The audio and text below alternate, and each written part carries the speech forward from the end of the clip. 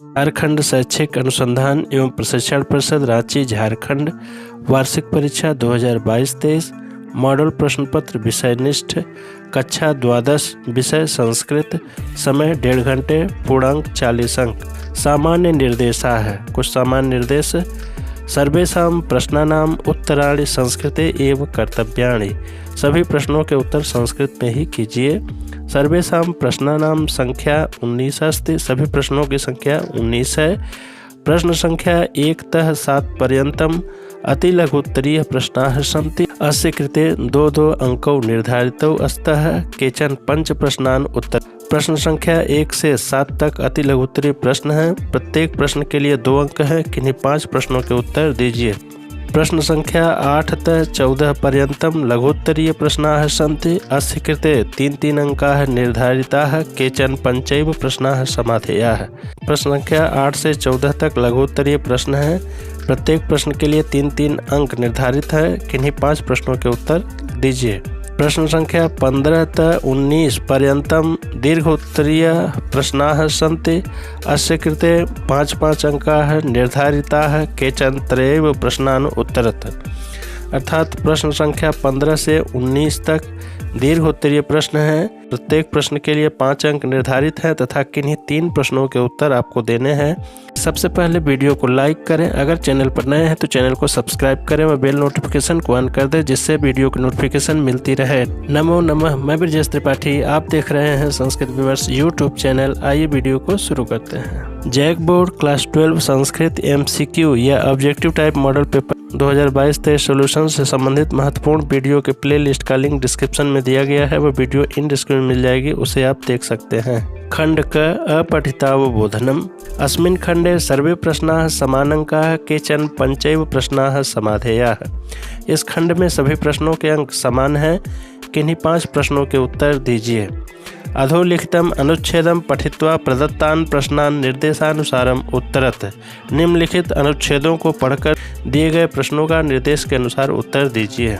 भारत देश प्राचीन कालादपि विद्या प्रधानः।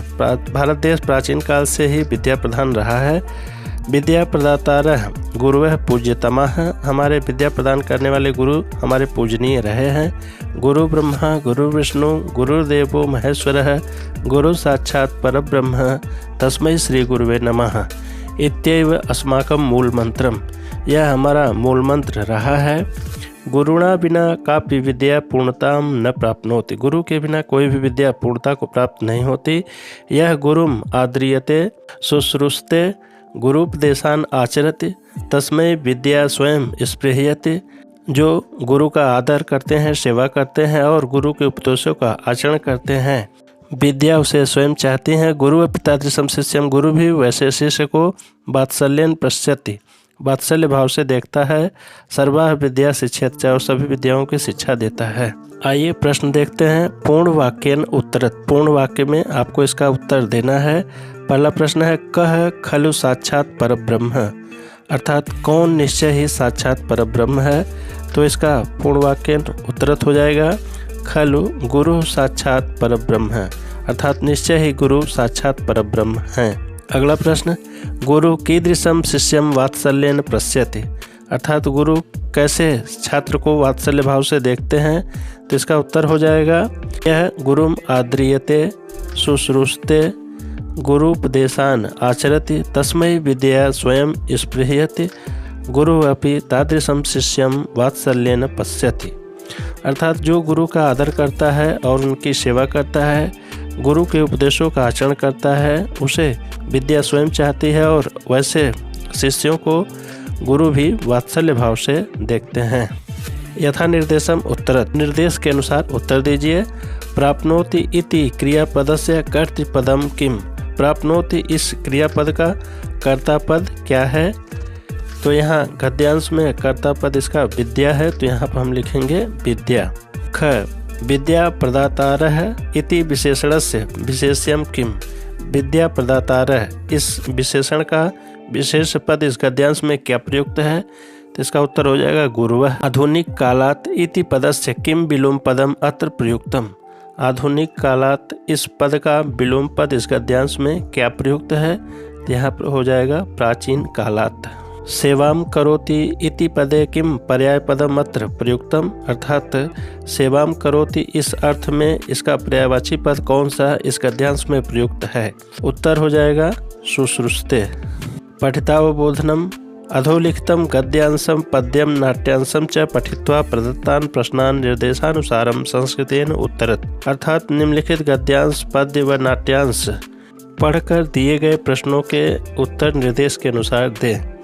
गद्यांशः तस्मै राज्ञे व्ययार्थं रत्न चतुष्टयं दास्यामि, उस राजा के व्यय के लिए मैं रत्न चतुष्टय दूंगा। द्वितीय रत्नेन भोजनादिकम अमृत तुल्यम उत्पद्यते, द्वितीय रत्न अमृत तुल्य भोजन आदि उत्पन्न होते हैं। एतेषां माहात्म्यम, इनका महात्म्य है। एकम रत्नम यद वस्तु स्मरते तद ददाति, इसमें से पहला रत्न वह होगा जो जिस वस्तु को स्मरण करेंगे वह उस वस्तु को देता है। गद्यांश कुछ उल्टा पुल्टा लिखा है लेकिन आप इसके अर्थ को समझ लें। तृतीय रत्नात् चतुरंग बलम भवति, तृतीय रत्न से चतुरंगड़ी सेना होती है। और अर्थात रत्नानि दिव्य आभरणानि जायन्ते, अर्थात चतुर्थ रत्न से दिव्य आभूषण आदि उत्पन्न होते हैं। तद एतानि रत्नानि गृहीत्वा राज्ञो हस्ते प्रयच्छेति। वाक्येन उत्तरत, पूर्ण वाक्य में उत्तर दीजिए। द्वितीय रत्नेन किम उत्पद्यते, द्वितीय रत्न से क्या उत्पन्न होता है। द्वितीय रत्नेन भोजनादिकम अमृत तुल्यम उत्पद्यते, अर्थात द्वितीय रत्न से अमृत तुल्य भोजन आदि उत्पन्न होता है। चतुर्थाद कानि जायन्ते, अर्थात चौथे रत्न से क्या उत्पन्न होते हैं। चतुर्थाद रत्नानि दिव्य आभरणानि जायन्ते, अर्थात चौथे रत्न से दिव्य आभूषण आदि उत्पन्न होते हैं। यथा निर्देशम उत्तरत, निर्देश के अनुसार उत्तर दीजिए। ददाति अस्य कर्तृपदम किम, ददाति इसका कर्ता पद क्या है। तो उत्तर हो जाएगा रत्न। राज्ञे अस्य मूल शब्दम लिखत, राज्ञे इस पद का मूल शब्द लिखें, तो इसका मूल शब्द हो जाएगा राजा। विषम अस्य विलोम पदम अत्र किम, विषम इसका विलोम पद इस गद्यांश में क्या प्रयुक्त है, तो यहाँ पर हो जाएगा अमृत।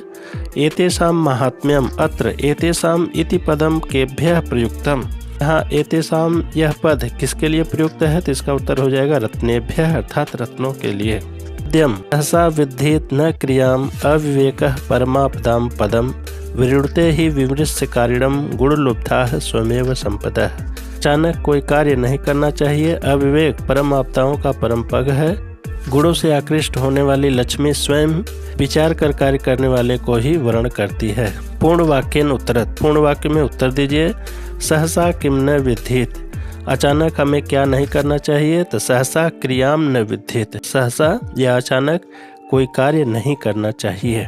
अविवेकः कासाम पदम वर्तते, अविवेक किसका पग है, तो अविवेकः परमापदाम पदम वर्तते, अर्थात अविवेक परम आपदाओं का पग है या परम आपदाओं का घर है। नाट्यांश बटवः ब्रह्मचारीगण पश्यतु कुमारस तावद आश्चर्यम, हे कुमार उस आश्चर्य को देखें। लवः दृष्टम अवगतम च, देखा और समझ भी लिया। नूनम अश्वमेधिको अश्वः, अर्थात निश्चय ही यह अश्वमेध का घोड़ा है। बटवः ब्रह्मचारीगण थम ज्ञायते, किस प्रकार से ज्ञान होता है, कैसे जानते हो। लवः ननु मूर्खः, निश्चय ही मूर्ख हो। पठितम एवं ही युष्माभिः तत्कांडम, उस कांड में हम सभी ने निश्चय ही पढ़ा ही है। किम न पश्चात, क्या नहीं देखते हो। प्रत्येकम सत्संख्या कवचिनो दंडिनो निसंगणश्च रक्षितारः, प्रत्येक 100 की संख्या में कवचधारी दंडधारी व तर्कसधारी रक्षक हैं। यदि च विप्रत्यय तत्पृच्छत, यदि संदेह है तो उनसे पूछ लो। ये प्रश्न देखते हैं। पूर्ण वाक्येन उत्तरत, इसका आपको उत्तर पूर्ण वाक्य में लिखना है।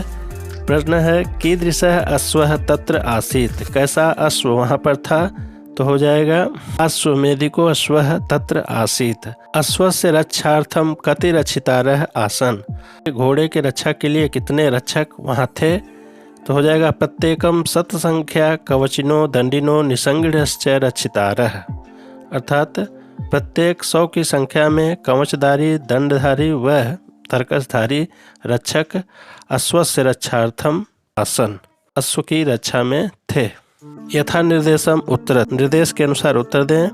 पश्यथ इति क्रियापदस्य कर्तृपदम किम, पश्यथ इस क्रियापद का कर्तृपद क्या होगा या कर्तापद क्या होगा, तो ये हो जाएगा यूयम। अगला प्रश्न, प्रत्यय इति पदस्य किम विलोम पदम अत्र प्रयुक्तम, प्रत्यय इस पद का विलोम पद यहाँ क्या प्रयुक्त है, तो हो जाएगा भी प्रत्यय। अगला प्रश्न, निसंज्ञः अस्य विशेष्य पदम अत्र किम, इसका विशेष पद यहाँ पे क्या है, तो हो जाएगा रक्षितारः। और पश्यथ इति पदस्य मूल धातु लिखत, पश्यथ इसका मूल धातु लिखे तो यह हो जाएगा दृश्य धातु। खंड ख, खंडेऽस्मिन् सर्वे प्रश्नाः समानांकाः केचन पंचैव प्रश्नाः समाधेयाः, इस खंड में सभी प्रश्नों के अंक समान हैं, किन्हीं 5 प्रश्नों के उत्तर दीजिए। अधोलिखित श्लोकस्य अन्वयम पूर्णम कुरुत, निम्नलिखित श्लोक का अन्वय पूर्ण कीजिए। ईशावास्यमिदं सर्वं यत् किंच जगत्याम जगत तेन त्यक्तेन भुंजिथा माँ कस्यचित् धनम, यहाँ श्लोक में हम गृधः लिख लेंगे, माँ गृधः कस्यचित् धनम। अब अन्वय देखते हैं। जगत्याम यत् किम च, यहाँ रिक्त स्थान में हो जाएगा जगत, फिर इदम सर्वम आगे लिख देंगे ईशावास्यम, अर्थात इस परिवर्तनशील संसार में जो कुछ भी है वह सब ईश्वर से परिपूर्ण है। तेन त्यक्तेन भुंजिथा है, इसलिए त्याग पूर्वक उसका भोग करना चाहिए। कस्यचित् धनम, यह धन किसका है, अर्थात किसी का नहीं। तो माँ गृधः, लोभ और लालच नहीं करना चाहिए। रेखांकित पदानि आधृत्य प्रश्न निर्माणम कुरुत, रेखांकित पद के आधार पर प्रश्न निर्माण करें। योगः कर्मसु कौशलम, यहाँ रेखांकित पद कर्मसु सप्तमी विभक्ति बहुवचन का पद है, तो प्रश्नवाचक शब्द भी सप्तमी विभक्ति बहुवचन का हो जाएगा केशु। वाक्य हो जाएगा योगः केशु कौशलम। पृथिव्याः सप्तभेदाः, यहाँ रेखांकित पद सप्त है, अब इसका प्रश्नवाचक शब्द हो जाएगा कति, प्रश्नवाचक वाक्य हो जाएगा पृथिव्याः कति भेदाः। अगला वाक्य, कर्मणि एव अधिकारः ते, यहाँ कर्मणि शब्द सप्तमी एक वचन में है, तो इसका प्रश्नवाचक पद भी सप्तमी विभक्ति एक वचन का होकर हो जाएगा कस्मिन। वाक्य हो जाएगा कस्मिन एव अधिकारः ते। श्लोकांश मेलनम कुरुत, श्लोक के अंशों का मिलान करें। ददाति प्रतिगृह्णाति का मेल हो जाएगा गुह्यम आख्याति पृच्छति, अर्थात देता है तथा जरूरत पड़ने पर वापस भी लेता है, और गोपनीय बात को कहता है और पृच्छत पूछता है। अगला वाक्य, असूर्या नाम ते लोका, ये हो जाएगा अंधेन तमसा वृता है, अर्थात असुरों से संबंधित वे जो लोग हैं वे घने अंधकार से आवृत हैं, गिरे हुए हैं। कर्मण्ये वाधिकारस्ते हो जाएगा माँ फलेषु कदाचन, अर्थात कर्म में ही हमारा अधिकार है, फल में कभी नहीं। कोष्ठकेषु प्रदत्त पदेषु उचितम विभक्तिम प्रयुज्य रिक्त स्थानानि पूर्यत, कोष्ठक में दिए गए पदों में उचित विभक्ति को प्रयुक्त कर रिक्त स्थान की पूर्ति करें। सीता रिक्त स्थान सह वनम गच्छति, कोष्ठक में दिया गया है राम, हम जानते हैं कि सह युक्ति अप्रधान अर्थात सह के योग में अप्रधान में तृतीय व्यक्ति हो जाती है, तो राम में हो जाएगा रामेण। वाक्य हो जाएगा सीता रामेण सह वनम गच्छति। रिक्त स्थान अभितः वृक्षाः सन्ति, कोष्ठक में दिया गया है ग्राम, अभितः के योग में ग्राम में द्वितीय विभक्ति होकर हो जाएगा ग्रामम। वाक्य हो जाएगा ग्रामम अभितः वृक्षाः सन्ति। अगला वाक्य, रिक्त स्थान बहि मंदिरम शोभते, कोष्ठक में दिया गया है नगर, बहि के योग में नगर में पंचमी विभक्ति होकर शब्द बन जाएगा नगरात। वाक्य हो जाएगा नगरात बहि मंदिरम शोभते, अर्थात नगर के बाहर मंदिर शोभित होता है। वाक्य निर्माणम कुरुत, वाक्य निर्माण कीजिए। विद्यालय, यहाँ विद्यालय दिया गया है और संस्कृत में वाक्य प्रयोग करना है, तो सामान्य वाक्य लिख सकते हैं कि मम विद्यालय आदर्श विद्यालय अस्ति, अर्थात मेरा विद्यालय आदर्श विद्यालय है। वयम का संस्कृत में वाक्य प्रयोग करना है, वयम ग्रामम गच्छामः। सरोवरम, इसका संस्कृत में वाक्य प्रयोग करना है, लिख देंगे सह सरोवरम प्रति गच्छति, अर्थात वह सरोवर की तरफ जाता है। अशुद्धि संशोधनम कुरुत, अशुद्धि संशोधन कीजिए। चत्वारि बालिकाः पठन्ति, तो इसका शुद्ध वाक्य हो जाएगा चतस्रः बालिकाः पठन्ति। अगला वाक्य, यूयं किं कुर्वन्ति ते किं कुर्वन्ति। अगला वाक्य, छात्रौ पुस्तकं पठत्, छात्रः पुस्तकं पठति, अर्थात छात्र पुस्तक पढ़ता है। संधि विच्छेदम कुरुत, संधि विच्छेद कीजिए। क स्वागतम इसका संधि विच्छेद हो जाएगा सु जोड़ आगतम, यह यण संधि का उदाहरण है। यशोदा, इसका संधि विच्छेद हो जाएगा यश जोड़ दा, यह विसर्ग संधि का उदाहरण है। और अगला पद है जगन्नाथ, इसका संधि विच्छेद हो जाएगा जगत जोड़ नाथ, यह व्यंजन संधि का उदाहरण है। खंड ग, खंडे अस्मिन् पंच प्रश्नाः प्रदत्ताः केचन त्रयैव उत्तरत्। इस खंड में 5 प्रश्न दिए गए हैं, किन्हीं 3 प्रश्नों के उत्तर देने हैं। प्रिय विद्यार्थियों, इस खंड को और अच्छे से समझने के लिए आप पुराने जो मॉडल सेट पिछले वर्ष जारी किए गए थे उनको भी आप देख सकते हैं, क्योंकि इस खंड के सारे प्रश्न लगभग हूबहू पिछले वर्ष जो 5 मॉडल पेपर जारी किए गए थे उसी के जैसे हैं। तो उससे आपको इस खंड को बढ़िया से समझने में काफ़ी मदद मिलेगी। उसका लिंक मैंने डिस्क्रिप्शन में दे दिया है, वहाँ से भी आप इसको देख सकते हैं। ये चित्रम दृष्ट्वा मंजूषा सहायतया 5 वाक्यानि लिखत। चित्र को देखकर मंजूषा की सहायता से 5 वाक्य लिखें।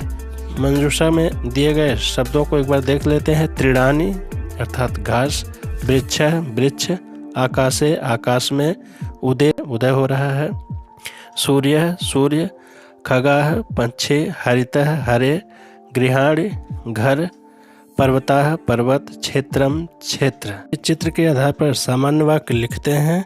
इदं चित्रम प्रातः कालस्य अस्ति, अर्थात यह चित्र प्रातः काल का है। अस्मिन् चित्रे सूर्य उदेति, इस चित्र में सूर्य का उदय हो रहा है। अस्मिन् चित्रे खगाः सन्ति, इस चित्र में ढेर सारे पंछी दिखाई दे रहे हैं। अस्मिन् चित्रे पर्वताः सन्ति, इस चित्र में पर्वत दिखाई दे रहे हैं। अस्मिन् चित्रे गृहे अस्तः, अर्थात इस चित्र में 2 घर दिखाई दे रहे हैं। विद्यालय शुल्क क्षमापनार्थम स्वप्राचार्यं प्रति एकम आवेदन पत्रम लिखत।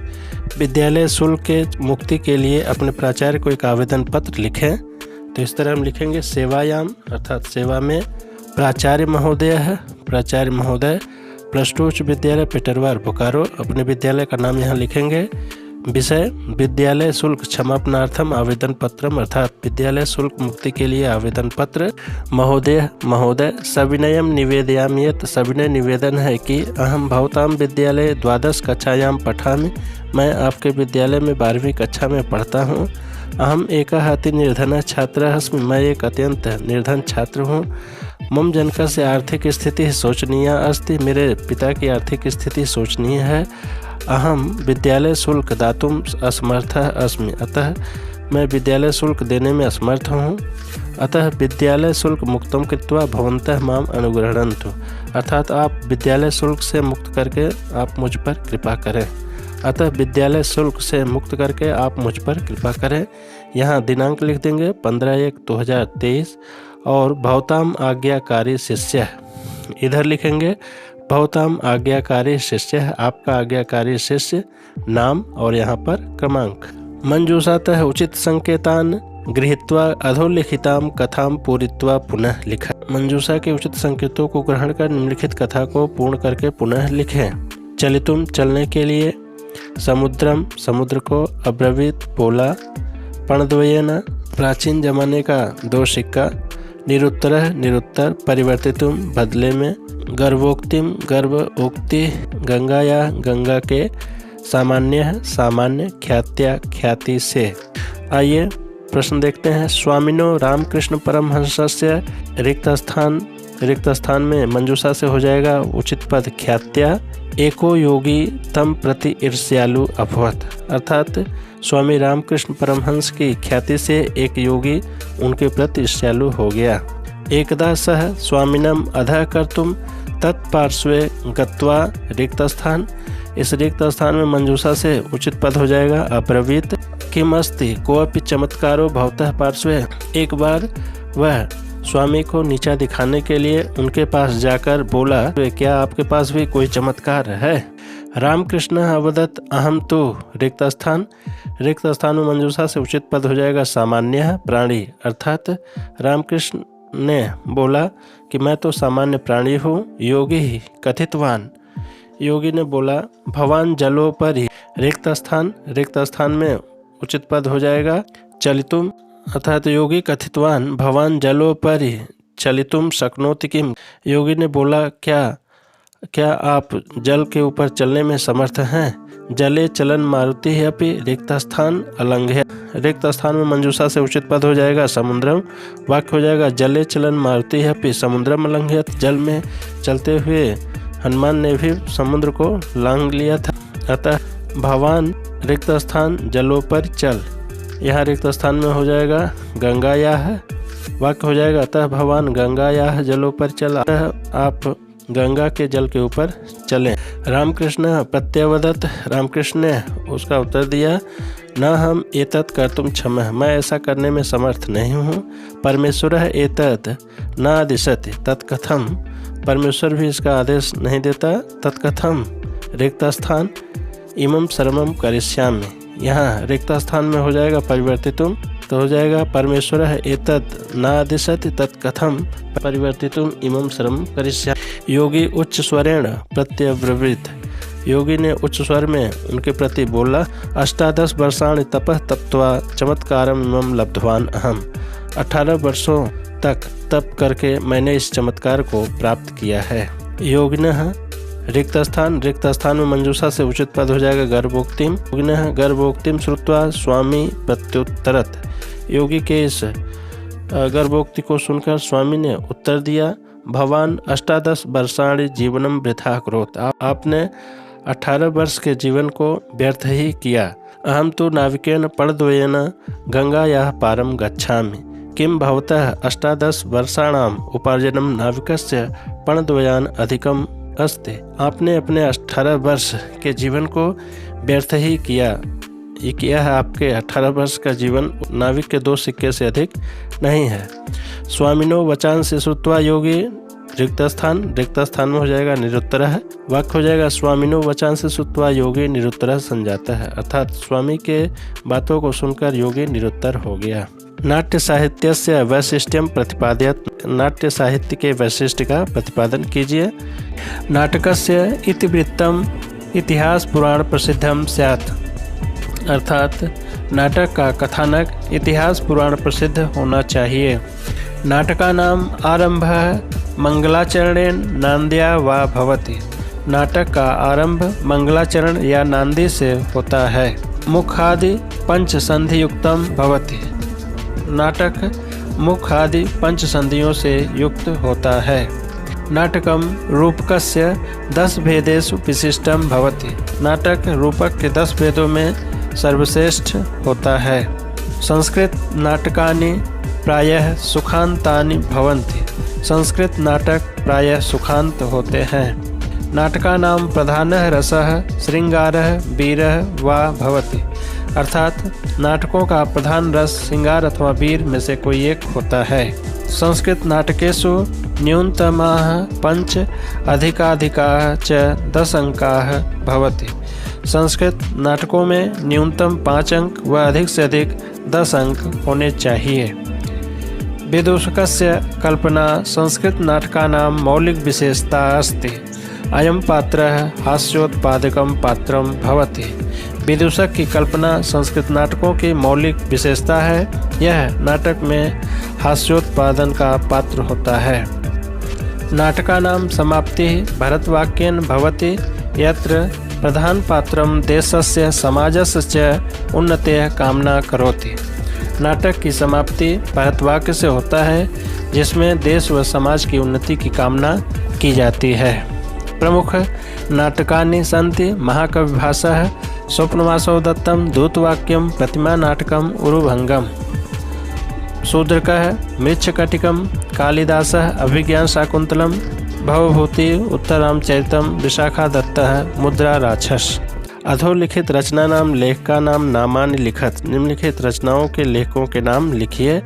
रघुवंशम, इसके लेखक हैं महाकवि कालिदास। पाषाणी कन्या, इसके लेखक हैं चंद्रशेखर दास वर्मा। समुद्र संगम के लेखक हैं दारा शिकोह। शिशुपाल वधम के लेखक हैं महाकवि माघ। उत्तर रामचरितम के लेखक हैं भवभूति। वीडियो अच्छा लगा तो चैनल को लाइक करें, सब्सक्राइब करें, बेल आइकन को जरूर प्रेस कर दें। शुभम भूयात्, पुनर्मिलामः। धन्यवाद।